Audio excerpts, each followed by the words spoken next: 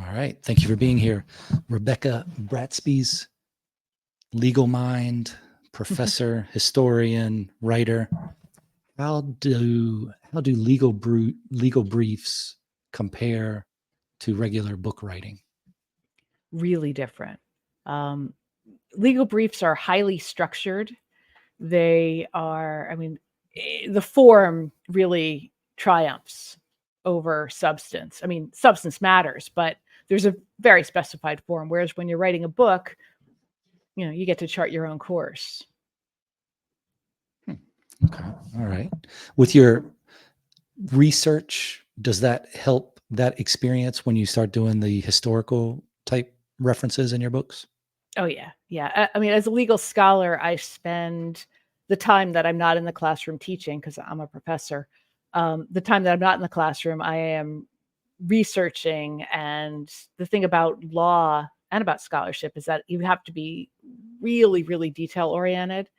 And so I just sort of love going deep down rabbit holes and finding, all kinds of data that I can use in arguments. And that's sort of what I did in my book, Naming Gotham, except instead of about a legal question, it was about the history of New York City. Then when you were writing it, how did you have a place set up for writing that was different than the legal side writing, like a different office or a different atmosphere? No, I wrote it mostly at home. I have an office at the law school where I teach, but I didn't really work on the book there because that was my fun project. It wasn't my work. I'm going to change my answer. Yes, I guess I did. I have an office at home, but because I did a lot of the writing during COVID, those two things became the same because my law school came into my house. Yeah. When you're writing a book or a novel type thing, something different than a legal brief, do you organize it differently? Do you set up your time to write it differently? Like, are you looking for a word count or covering a topic, or how do you Mhm. set that time aside for that? Yeah, I don't really work by word count, even for like my scholarly writings, because Naming Gotham is the first popular book that I've written, but I've also written scholarly books and I've written a lot of scholarly articles, some of which are almost book length. My theory is I want to write every day, but I don't need to write X amount every day because some days it's just not flowing. And then other days I'm in the zone and I look up and 4 hours are gone. And I've written, like, I have a paper I've been working on right now. It's a scholarly paper that I wrote 13,000 words in just a couple days because I just got super deep into the topic. Okay. So then what kind of programs do you use for writing? Are you handwriting things or are you using No, computer or something else? yeah, my handwriting is illegible. I almost never do it anymore. I can barely sign my name.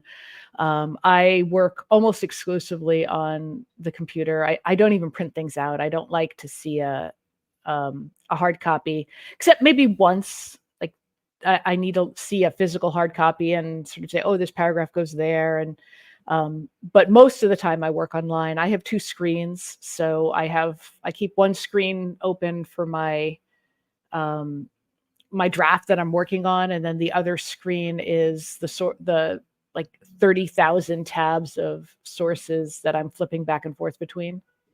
Hmm. And With physical your stuff too. But, I also read actual physical books. Okay.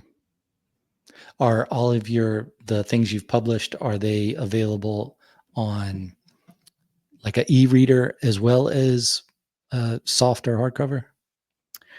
Um, some of the scholarly books, I don't know. Yeah, they probably are, but they're things like transboundary harm and international law. They're not really Hmm. page turners that anybody except another scholar is going to read. All of my articles, like law review articles that I've written or other scholarly articles, are available online in PDF form for free download. Um, I also make environmental justice comic books in partnership with an artist. He and I have been working together for about a decade making really cool comics. Those are also available online for free download for any educational or nonprofit use. And of course, Naming Gotham is available in soft cover or in e-version. With writing the more scholarly things, I understand that it's more of a format you have to put it into, but is there space in that type of writing to have a certain style as there would be in other types of writing? Like, could you look at a legal opinion or something and think, oh, I know who wrote this, if you knew their style?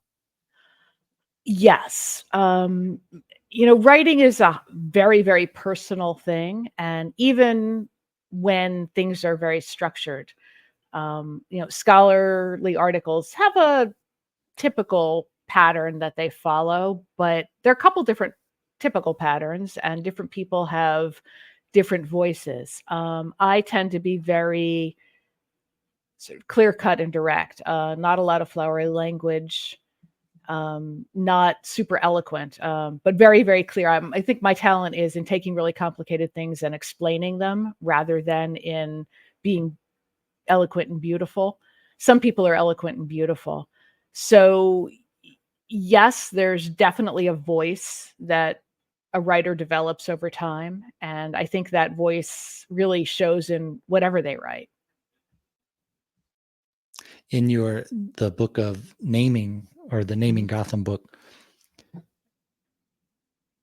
did you stick to that type of writing as well, or did you feel differently writing that than the more legal briefs? Well, my project in that book is to get people excited about the history of New York and to use that as a way to think about like bigger questions about who gets to decide what counts as history. But it will also, because it wasn't work, I could be a lot more frivolous. I think I still have that same sort of clear, direct style, not flowery.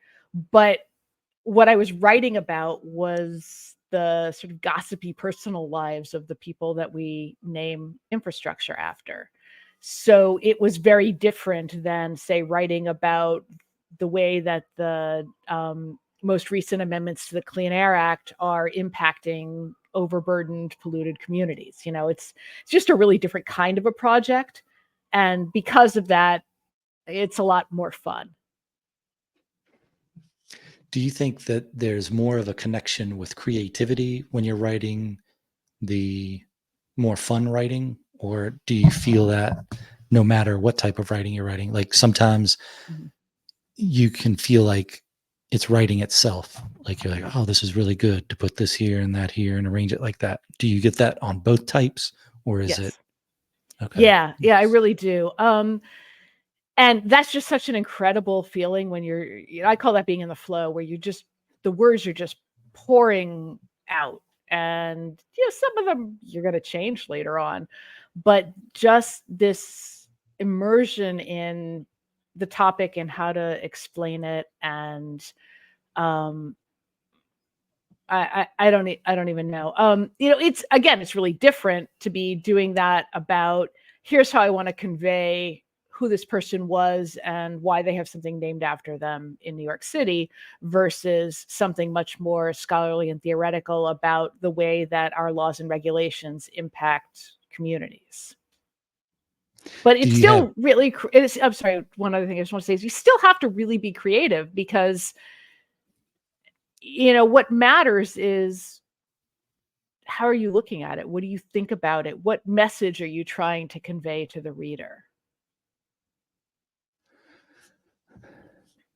do you then you try to tell things from a different angle or a more interesting angle, or what's your, I guess in the legal stuff, it'd be more of being clear and concise on a topic, but are you still looking at trying to, to entertain a little?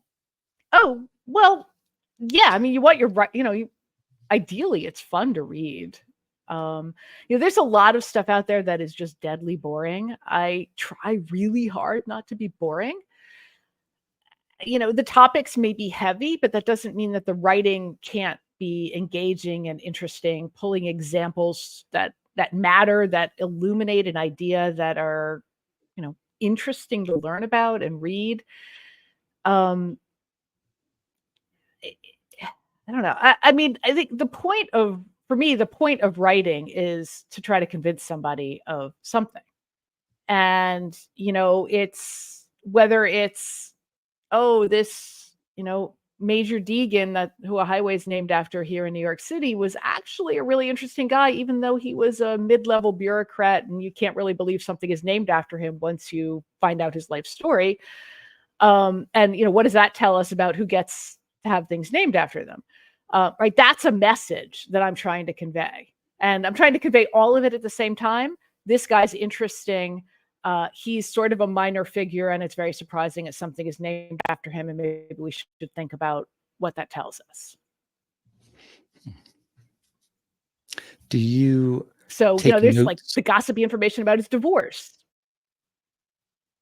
Right. I take extensive notes. I take them mostly on the computer. Remember, my writing's illegible. Yeah. Sometimes, like, some archives don't let you bring a computer in, so and they don't let you take pictures, so you have to have handwritten notes. But that's more and more rare these days. And so whenever possible, I am taking notes on my computer. I don't really dictate. Some people do that with great success, but I feel silly talking to a machine with nobody on the other end, so I'm not good at it. Yeah, they should make a kind of a Teddy Ruxpin type thing, like a stuffed animal or a cat or a dog that Yeah, you or could even bring with you. Clippy. Even like that little Oh, clip that Microsoft in used to have Microsoft. a million years ago. It was just someone to talk to. Yeah. Plus, in archives, they don't usually like you talking very much because everybody there is, Mm. serious, working. Why do you think they didn't allow or don't allow photos in archives?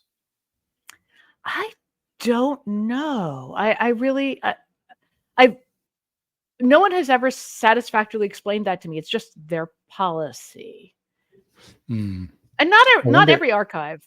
Some let you take pictures. Right. I wonder. I could see maybe the argument of we don't want the flash to damage whatever it's on. Yeah. I don't. I'm not sure how real that is, but I just wonder if it's just wanting to keep control of the knowledge. Like they want to have a reason to exist. Like if you put the archive out there, then maybe they think less people would come to the archive to look at it if they could look at it on a computer. Maybe, but I mean, maybe, but, like, I'm thinking about the New York Municipal Archive, which wouldn't let me take pictures of information that was on microfiche, and, you Hmm. know, um, it just didn't make a lot of sense to me. I think some of it is about Flash, and some of it is just suspicion about technology, like, we do it our way, and we don't wanna change doing it our way. Luddites. Hmm. I see. The it might actually come from when the only way to take a picture was to lug in a camera and set it up, and they didn't want that because it was disruptive. So, like, no pictures, and they just haven't changed it since people have phones with them. But I really don't know. Yeah, I always wondered about the law about how much stuff is just extra sitting there that doesn't need to be, that could be purged from like code books and things, but it just doesn't get done because they're too busy stacking other stuff on top of it or doing something else than trying to revise what's already been done years ago. Well, I mean, laws that are active, right, that are in play in society get amended quite frequently, and part of those amendments are removing parts and adding new parts.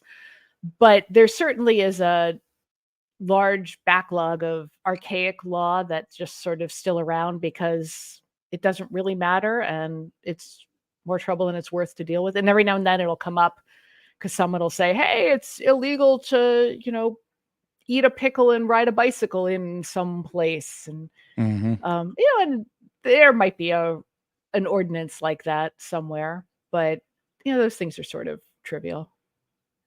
when I was policing in Virginia, we had some strange laws that were on the books, and you just like, Mhm. I mean, I know the job of the executive is to enforce laws, but then you see some, and you're like, man, this is not going to make it past the judicial review of it. Like when back then was the like Calvin sticker from Calvin and Hobbes, where he was looking like he was peeing on things, Mhm. and one of the sergeants in the office is like, all right, we need to start writing that for obscenity. And I was like, what? We're going to do, we're going to write tickets because people have a sticker on their car. And then Right. Now we had a that's not the few, law, right? That's the interpretation of the law. That's right. somebody interpreting the law in a way that isn't particularly True, reasonable. true. And then, Virginia's laws are written in a very archaic fashion. They're very hard to understand. I was teaching at George Washington last fall in Washington, D.C. And so I thought, well, I'm going to look at the laws in Maryland, Virginia, and D.C. and compare them with the students. And Virginia's, I would always be like, okay, I've shortened this because it can't fit on the slide because the laws were very wordy. I thought confusingly written. So, that may be a Virginia thing as opposed to yeah. Maryland's were much clearer. Is Maryland a common law state too? I always found the common laws were the older ones that were You weirder. mean Commonwealth, right? Common law is the sort of the tradition of judicial interpretation from first principles that gets us like law across the country. That comes to us from the British legal system and Right. most like tort law, like injuries or nuisance is common law. But I think you mean Commonwealth because Virginia and Pennsylvania are commonwealths. I don't know that there's a link there. I haven't looked at Pennsylvania's law in a while, but it seemed more up to date than in terms of the language than Virginia's. So it could just As be a far Virginia thing. the stuff that they taught us was like the origin of laws, where they come from, Mhm. and I remember the section being, it's legislated, it's common law, it's Mhm. administrative law, Yep. and all those different things. And then just looking at some of the older things, like no expectorating in public, so you can't spit on the Mhm. grounds in the Capitol area. And then I think, man, why are we wasting space in a code book for this? But then I could also think, well, maybe you could use it sometime, but I don't think you're going to get a chance to. And just looking at the enforcement side of it, where you're trying to think, okay, what are these things that I'm out here that I'm supposed to be enforcing? And you see the weird ones and you're like, I'm probably never going to write that code section. And I don't Yeah. know why they would have it in there. And then I think there's a lot of like repetition and things where you have a code section for improper turning, but then you also have a code section for improper left turn, improper right turn. Yeah. What are we doing? What are we doing here? But I guess there's a reason for it all. Well, sometimes the reason is decisions were made at different times and they didn't think of something at the first. So they had to go back and fix it and they didn't fix it perfectly. Hmm. Very well. So what came first? Were you interested in writing or were you interested in law? How did it progress for you? Hmm. That is a very interesting question. I think I've been interested in writing. Law is a very writing heavy profession. So, a lot of people come to law school thinking, I'm going to be, like Matlock, or I'm trying to think of, somebody who like I stand up in court. And some people do that, but not that many. Most lawyers are really writing things. And so it was a good profession for me because I really like to write and because I was really interested in that kind of legal analysis. But I think writing came first, and this sort of fit with the way that I like to write. Like my kid is a creative writer. They write fiction all the time, which I really can't do. I mean, I do help write the Environmental Justice Chronicles comic books, but writing fiction is not something I really have skills in. maybe it's just that the muscle that hasn't been worked out as much as the more administrative type writing. I like writing Yeah. because it teaches you how to think, because you have to organize your thoughts. And then when you start talking about report writing or Mhm. reading codes and laws and things like that, you really have to think about things. That's Yeah. the great part about it for me. And then when you're writing in the report, you want to get something across clearly and easily to understand with the fewest amount of words as possible. And I think that transfers over well to any other type of writing. And then you can plug Yeah. in those, the flowery things or whatever other type of embellishments you want. But it comes down to kind of like a script writing where you're just setting the scene and then there you go from there. Yeah, there's an order that people expect to receive information in. And, once you decode that and figure out that, oh, I need to have, an introduction that sets out the thesis. And then I have to have, like, each point has to start with a topic sentence that tells people, oh, this is what we're going to talk about in this paragraph. And, here are the 3 ways that I'm going to try to convince you of my thesis statement. And now I'm moving to another one, and I'm going to have a new paragraph with a new idea. And that structure, once you understand it, really helps facilitate the work of writing and lets you focus your time instead on meaning, on conveying meaning and information. And I always try to think about it like whatever I'm writing, I'm trying to convince somebody of something. What I might be trying to convince them of is, trust this report. Hmm. It's a good solid report that is, rooted in information, and you can use it to make decisions. I mean, that's a level of persuasion also. Yeah, it goes back to that. You put it together trying to think clearly about it. So then you're trying to express that to get Yeah. someone else to think Yeah. through those lines too. Yeah. Mm. The spirit and the letter, all that. So then with your more fun writing, although I guess you could say legal writing could be fun, but let's say the more non-legal writing,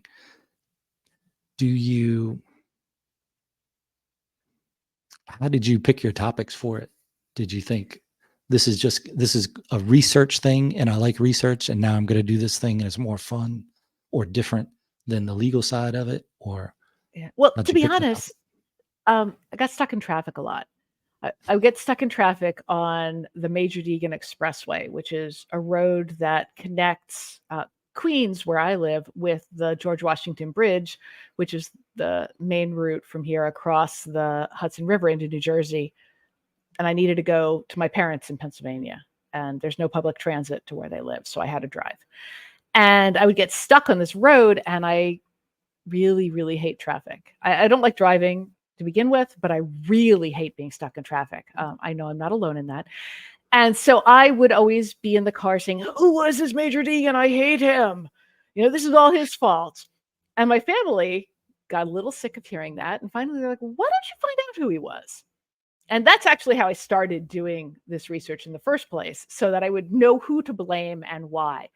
And so Hmm. I dug into his life, and it turned out that, you bring expectations to things like Major Deegan. I just assumed he was somebody who died in battle or had this glorious military career because he had a road named after him and he was a major. But it turned out that he was in the Army Corps of Engineers, and he never saw a day on a battlefield in his life. I mean, he did important work, but it wasn't what I expected. So that got me interested. And I was like, well, why does he have a road named after him? And then I started digging into his role in New York politics and his relationship with the mayor at the time, a guy named Jimmy Walker, who went down spectacularly in a corruption scandal, and also Deegan's relationship to Robert Moses, who designed most of the roads and bridges and parks in New York City. And so, there was a story there. It wasn't the story I expected going in, but it was an interesting story about how connections really matter in terms of um, things like memorials and things like one's reputation and lasting impact in the city. And then I started looking at all of the other roads that are named and the other bridges, and I was like, well, who are these people? What's their story? And that was how I got into this. And to be honest, it started with, these are the roads I travel, these are the bridges I cross, these are the places I go. And then from there, I was like, well, what else would be interesting? And then I ran Did out of you space. did you find that a lot of things that are named for people were named for someone else before?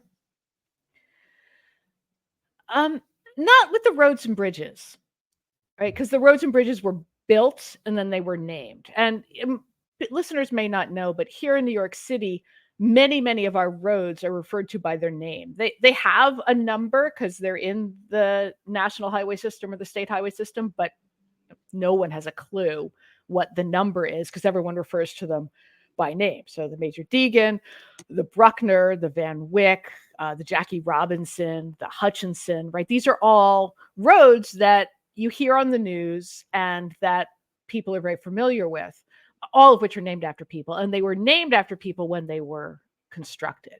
When you look at land itself, right, it's more that like have gone through multiple owners and multiple names until one of them stuck. Like one of the places I write about in the book is Willets Point. It's a place where Fort Totten is, which was a fort that was being constructed during the Civil War. It then became a base from which a lot of soldiers were shipped out for World War I and World War II, and now it's a training site for the fire department of New York. Willets Point was originally called, well, originally by the English, right? It had names by the Lenape. I don't know what the Lenape name of the land was, but it was originally called Thorn Point because Thorn was the first English settler to have a deed to it. But he wound up, and he was one of the early sort of leaders in the English settlements under the Dutch control of New York. And right, there's a very famous letter called the Flushing Remonstrance, which was a letter from English settlers in Flushing, which is where the U.S. Open is held, for sort of reference for people. A letter to Stuyvesant, Peter Stuyvesant, who was the Dutch governor, the last Dutch governor of New Netherlands and New Amsterdam, sort of petitioning for the right to freely practice religion. So, Thorn was sort of an interesting guy. Thorn Point was an interesting name for the place. But then they sold it to the Willets family and it became known as Willets Point, and that name just stuck. So the pieces of land sometimes just have the name that stuck, even though they might have been called other things when other people owned it. Do you find that things that were named for people like bridges or whatever, that there was a reason that one was named for that person? Like, is there some sort of connection? If you name a road after a civil engineer, I could see that. But does there have any more significance behind some of the names? Um, yes and no. So, for example, the Sheridan Expressway, which has been decommissioned and is now the Sheridan Boulevard, was named after civil engineer Arthur Sheridan, who designed a lot of roads in New York in close partnership with Robert Moses. He died tragically actually in a car accident. And the next road that was finished was named after him. A lot of times, the proximity is to the person's death and the opening of the road or bridge. The Holland Tunnel, though, is named after Clifford Holland, who was the designer of the tunnel. And it was a remarkable engineering feat. He died of heart disease, mostly from stress, both from the pressure of the work, but also from the change in pressure going up and down to the dig back to the surface. It actually was in the building of the Brooklyn Bridge and the Holland Tunnel that we learned about the bends and learned how to prevent the bends. So it was that stress on his heart that wound up killing him. And he died the day before they were digging this tunnel from New York and from New Jersey. The day before they were going to meet in the middle, he died. So they had this huge celebration planned, right, when they were going to blow through it. And then they had to postpone the celebration because, can't really do that when the guy just died. But apparently his calculations were perfect. It was like within a millimeter of perfect match. And so that wound up being named after him. Wow. So when they were digging it, they were pressurizing the area they were in? Yeah. Yeah. And there was a whole, the sandhogs was what they called the people who were actually doing the digging. And many were Italian and Irish immigrants. The work was very dangerous, very hard physical work. But Holland, learning from the experience on the Brooklyn Bridge, where a lot of the workers died, created this pressurizing process to protect them from the bends. So they would have, going down, they would go down to the area that was pressurized, but then on the way back, they would slowly come up so that their body would have time to off gas and that they would not get the bends. And as a diver, I found that very interesting because I'm really into scuba diving. And, it's one of the things you always have to pay attention to is what nitrogen load you're taking on to make sure you don't get the bends. Yeah, I didn't realize they pressurized tunnels when they were building them. Like when they were digging the tunnel, did they do the same way? Or was that just the tunnel boring device goes in, one end is open, and it's just atmospheric pressure in there? That I don't know, but technology had gone a very long way in the about 100 years between those two processes. So I don't know if the people were wearing equipment or if they were pressurizing the tunnel, or I'm sure there were many, many, many fewer people because they weren't digging things by hand. I remember when they built the Monitor Merrimack tunnel in I guess that's Suffolk in Virginia because of the Hampton Roads Bridge tunnel. They wanted a different route, and they were maybe that's Chesapeake going to Newport News. And when they were building it, I was a kid, but when I was working, I got to go around inside of all the access tunnels and things just for training. And it's amazing how big the structure is compared.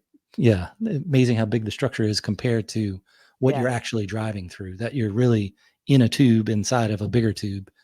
And seeing the tunnel one, I think they built that a little different than that was done. I'll have to look into the ones around New York and see how they were built. But wow, we didn't know about the bends before then. Clifford Holland, how would we, right? People hadn't done that, so there was no. When was that built? Real way to.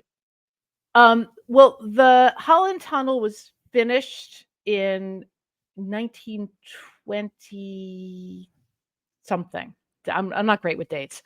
Wow. I'm a historian, but dates not so much. But the Brooklyn Bridge was, like 50 years before that. So that was one of the first times that people were putting themselves in this kind of a situation. People had probably been free diving forever, but you can only go so deep and stay down so long. So they weren't really dealing with the same kinds of issues. Wow. That's weird to think they're pumping pressurized oxygen air into the tunnel when they're working. And I guess submarines started around in World War I, maybe before that. And certainly you had the I guess they weren't submarines, but partially submerged, like the Monitor and the Merrimack, the ironclads. Yeah. But I guess they weren't pressurized. It's funny to think like how much of what we take for granted is really pretty new. Yeah. Just going back 100 years is something. Yeah. Yeah, like the pictures of New York from 100 years ago are just incredible. It's a completely different place. I mean, the elevator was only invented at the turn of the last century, and the turn of the 1900s. And before that, you couldn't really build buildings more than 5 or 6 stories because it was impractical. Yeah, an 87 floor walk up, that would be tough. It would be an experience, yeah. And they hadn't invented, steel construction either. So everything was concrete and masonry. So it was in the early decades of the 1900s that this convergence of elevators and electricity and steel structures sort of all of a sudden created this city with this incredible skyscape. How readily available was that information when you were researching it? Um, New York is a place that there's been a lot written about. So you can't see, but off to this side, I have huge bookshelves that are just crammed full with books about New York. There also are incredible online archives, in addition to like the New York Municipal Archives and some of the there's a Wagner LaGuardia archive that I use that CUNY has. But I'm not a big fan of microfiche, I have to confess. But I really relied a lot on newspapers because what I wanted was the sort of daily, how do people talk about each other? And newspapers in the 1920s, even the New York Times and the Washington Post and the sort of what we think of now as the more news-based things, were very gossipy. There was a lot of People magazine kind of stuff in these newspapers, and so you could find a lot of detail about famous people in newspaper publications. Some of it was false, some of it was contradictory, and some of it was just wrong. There also, different newspapers had different sort of attitudes, much like now, you have right, political affiliations for news agencies that you really did back then. And it was, there also, like, there were political party newspapers, there were union newspapers, there were church newspapers. So you could get different slants on the same people who were the major figures of the day. And that was a lot of fun. That was where I really focused a lot of my energy, because that was what I wanted. Like, there are a lot of books written about New York City. If what you want is a book that is the history of the subway, right, there are 4 or 5 really great books I can think of off the top of my head. My book was trying to do something different. I was trying really to talk about, who are these people that we've named things after? Why was something named after a particular person? What was their mark on New York or on the country or on the world? And what were they like as a person? What was it like to live their life in the time that they lived? Do you think that most of the naming things after people was just to honor them, or was it to get favor for future projects, or was there some other reason? So, we have a big change in naming from what the past practices were, because now names are for sale, right? How many times has the name of a stadium been changed, right? Over and over and over again. So here in New York, the first stadium that the Mets played in was called Shea Stadium. It was named after a guy, William Shea, who was instrumental in bringing Major League Baseball back to New York after the Dodgers fled in the middle of the night from Brooklyn. And he came up with this strategy. He was a lawyer. He was a really important guy in New York politics, and he was very, very well connected. So he put together a consortium, including the niece of Gertrude Whitney, who the Whitney Museum is named after. Right? She was from the Vanderbilt family, super, super rich. And they decided they were going to create their own league, and they were going to have an 8-city league, unless Major League Baseball stumped up and put expansion teams in New York, among other places. And they sort of played a game of chicken, and they won. And so the first stadium that the Mets played in was named after Shea, right? Shea Stadium. It was a terrible stadium, but it did give birth to arena rock concerts. And when it was demolished, right, it was sort of the end of an era, because what replaced it was Citi Field with naming rights that were sold. So naming rights didn't used to be sold. Naming used to be honorific, but now it's. I mean, there's still some honorific namings, but mostly names are purchased. Hmm. Even on college campuses, you want to name a building, it's a donate. There's a set, however many gazillion dollars you need to donate to have a building named after you. Yeah. I wonder if that's good or bad. I don't know. I don't Or know. if it's just something. Is. Yeah. I mean, it's a really different orientation. I mean, I feel like we have commodified a lot of things that didn't used to be commodities. Whether that's good or bad, I go back and forth, but it's definitely different. But I can give you a renaming. I can give you a very modern story where that isn't the case to counterbalance what I just said. Okay. There's a park in the north of, in the Bronx. Right? It's called Van Cortlandt Park, named after the Van Cortlandt family. It was a Dutch family that were the first sort of settlers to hold the land. It had been, wasn't Lenape land. I'm trying to remember the name of the tribe, Massapequa land. Right. And then it was patented by the Dutch governors to the Van Cortlandt family. And they were in a room, they held thousands of acres of land. They also held dozens of enslaved people, and they made a fortune off of the labor of enslaved people.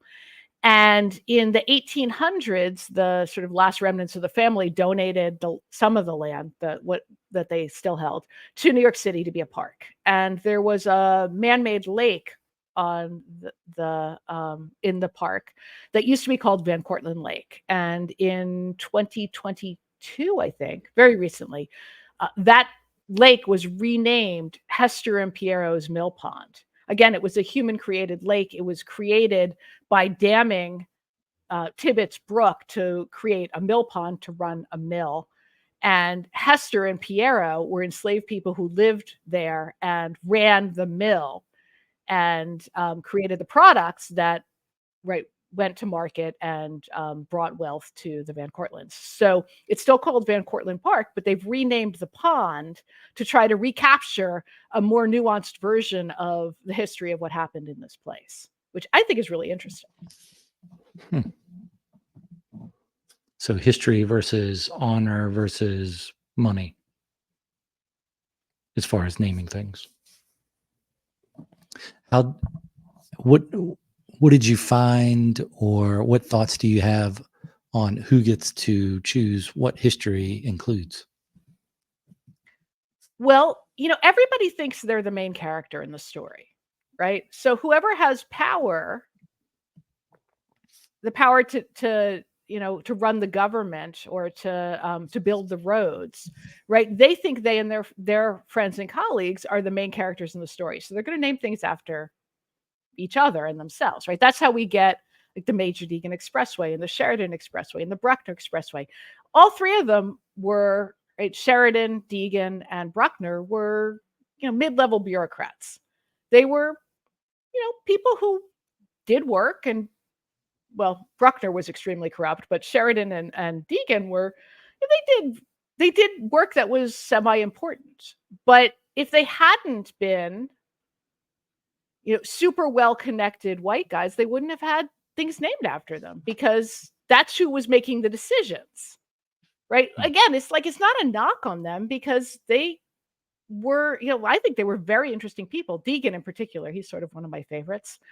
But if different people were in charge of the city, a very different set of people would have had things named after them. And that's just sort of one of the challenges I think we need to grapple with is how do we make sure that we're capturing all of our history rather than just a slice of that the most powerful thing is what should be told. Yeah, do you find, or have you looked at or considered in other cultures, other places around the world, do they name things under the same conditions for the same reason? Like, I mean, just going back to Native Americans, did they name things because of the people that live there or the animal or just legend or how it looked? And is that different than places in Africa? Well, I don't know much about Africa, so I don't want to, um, talk about things I don't really know anything about. But Okay. so the Lenape and Massapequa and other indigenous names that we have are descriptive. So, like, one of the questions I get asked a lot is, "Oh, who's Mashalou?" Because there's a parkway here called the Mashalou Parkway, and Mashalou is an Algonquin word that means smooth stones. It was a description of the land, and or like Casina Boulevard. It's another. Everybody's like, "Oh, who is Casina?" Well, Casina is a Lenape word that means running water. Um, so I think there was a very different tradition in naming, a more descriptive tradition, and part of that has to do with um, the reality that there wasn't a built infrastructure the way, like, we didn't have highways and museums and forts. That wasn't how the Lenape and the Algonquin people lived, but also that they didn't have the same idea of private ownership. So you wouldn't say, "Oh, that's Willett's point," because Willett holds the deed to it, because that wasn't the way they thought about land. Yeah, it seems more practical to name it after either what lives there, like, this is the land of the barn owl or something, Mhm. or what it looks like Little Round Top, Gettysburg, things like that, and then you think about naming and honor. You Mhm. usually don't get the name and honor unless you built something there. Although Denali, you know, that got named after a person by another person. So interesting. And then thinking about Seattle being named after Chief Seattle, I just wonder what he thought Yeah. about that. Probably nothing good. I went to his grave. I was visiting a friend of mine on Bainbridge Island, and I got to go to his grave. There's a really interesting museum of the Northwest peoples there that I really enjoyed and found very informative. Hmm. I think I missed that when I was out there. The Yeah, interesting. The whole once in a name thing. Do you Yeah. have any other plans for adding to that series or doing other writing like that or other writing at all? Mhm. Well, like I said, I picked a bunch of people and then I ran out of room. It turns out, so your listeners may not know this, but if you're an academic and you're writing a book for an academic press, you tell them, "Oh, this book's going to be 60,000 words," and you write a contract that says that, and then you give them 95,000 words, and they say, "Okay." But popular presses aren't like that. Like, whatever the word count is, they mean it, and they might give you an extra 20 or 100, but they're not going to give you an extra 5,000. So I actually had to cut a bunch of chapters from the book because there were too many people. So I've been writing not podcasts. This is a podcast. I've been writing blog posts because I have all this material and I love writing about it, but I don't really want another book project right now. So I've written about some of the people that I couldn't put in the book, or information about people that was, their chapter was getting too long. I've written a bunch of blog posts about them, and I Nice. plan to keep doing that. How do you get into your blog post? Um, so do you mean how do people find them, or how do I? Yeah, sorry, I Okay, said that weird. yeah. How do people read that blog? They're all. It's not my blog. I sort of guest blog because I don't have the attention span to like how produce a blog, because that requires like weekly or regular commitment. So I guest blog for other people, but on my website, which is just my name, RebeccaBratspies.com, I have the links to all of the blog posts that I've written, and that's also where you can find all the other stuff that I've written, like all my scholarly articles Okay. So then you're not and looking the for comic another books. book. Nice. You're not looking for another book project now, or do you have something in the works? Well, I have a couple of scholarly book projects that I am working on at the same time. So I have a book I'm writing called Teaching Environmental Law. Environmental law is my area of specialty. And so I have a book that I'm writing with a colleague of mine named Carmen Gonzalez called Teaching Environmental Law, which is a how-to guide for professors, both at the law school level, but also at the undergraduate level, and maybe even high school classes, advanced high school classes, about how to think about uh, various aspects of environmental law and exercises and tactics to bring them alive in the classroom.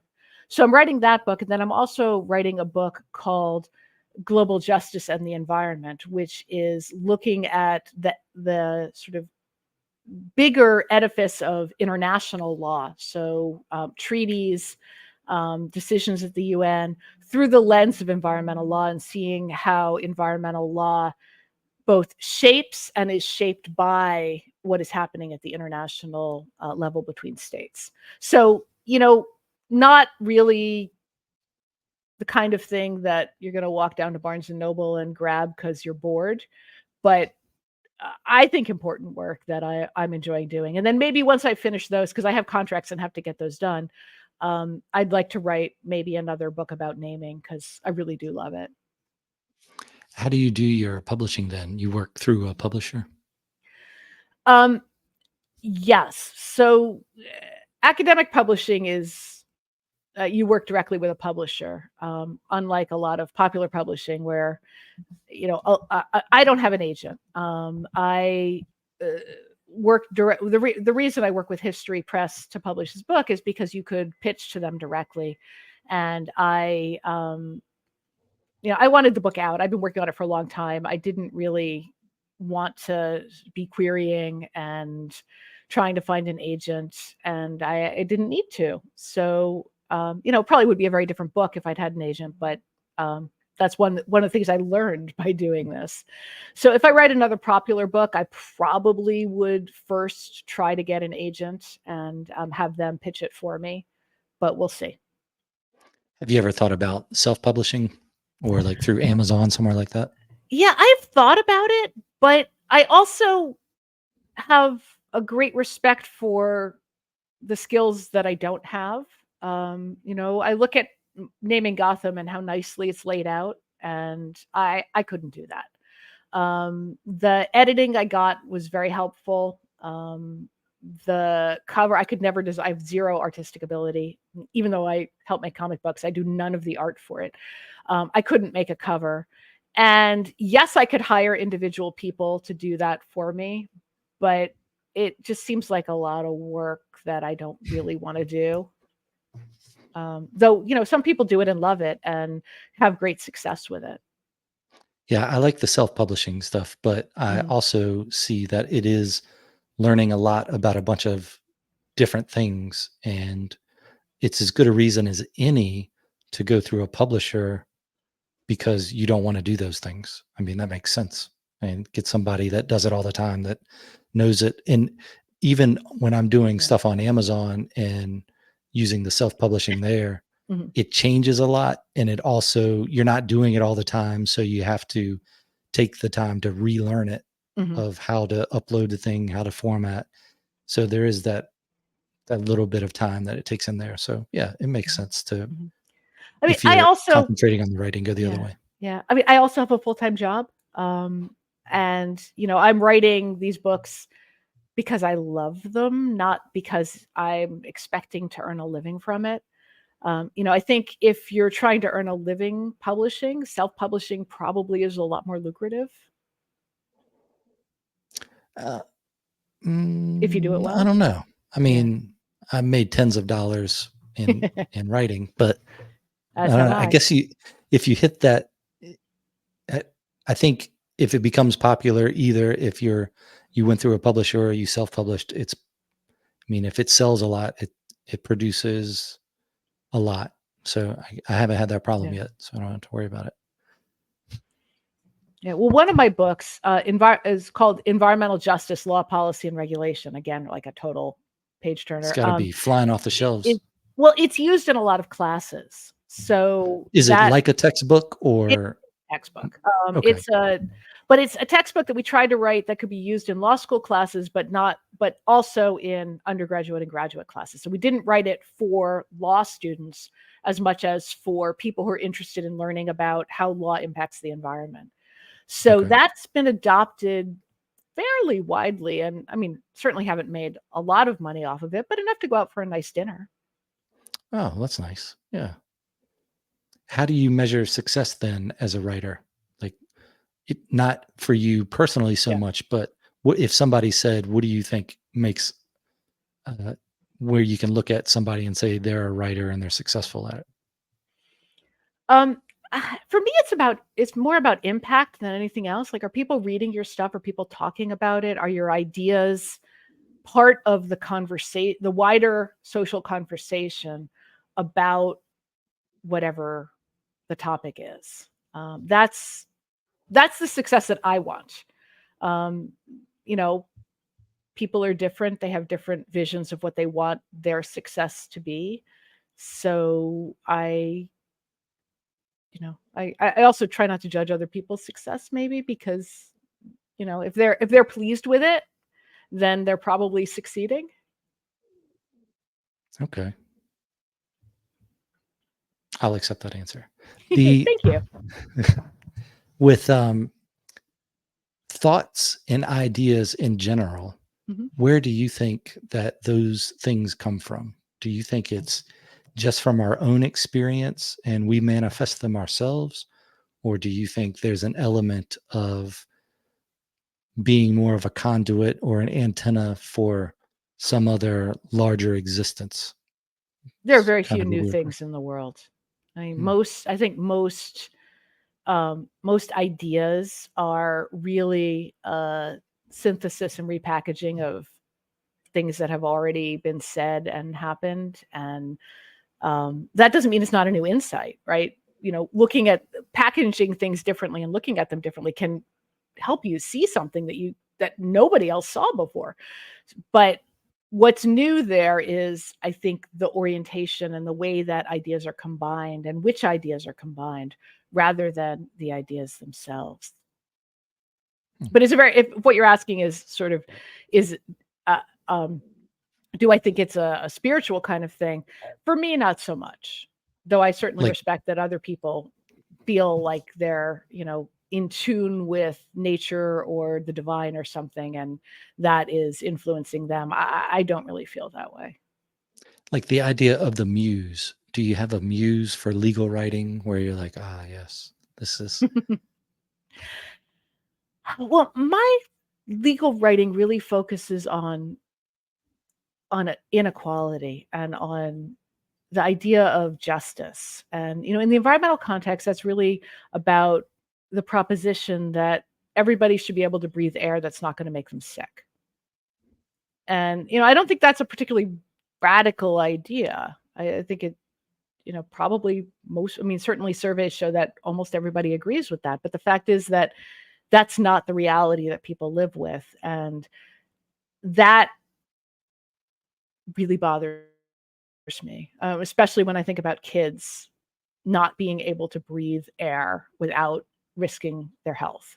So that is what motivates me pretty much every day, right? Trying to draw attention to that and trying to change that, because I don't think it has to be that way. nice, more pragmatic. So you have your website, you have a YouTube channel, and are you on X as well? I'm on pretty much every social media. I'm not on TikTok, and I mean, in theory, I have a YouTube channel, but um, what I really have on that channel is videos I made for my students about law, as a supplement to their class lessons. And then I try to link to when I'm on other people's video channels. I try to sort of make a connection there. So the only sort of real video that's like a processed video that I have is the book trailer. which is great. It was made by a friend of mine who's a filmmaker, and I think it's really funny. I think it's beautiful. And it was really, really nice of him to make it for me.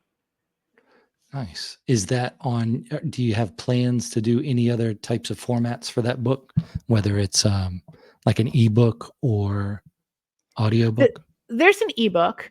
There are a lot of images in the book that I think add a lot. I don't know how that would translate to an audiobook. Poorly. It would translate poorly.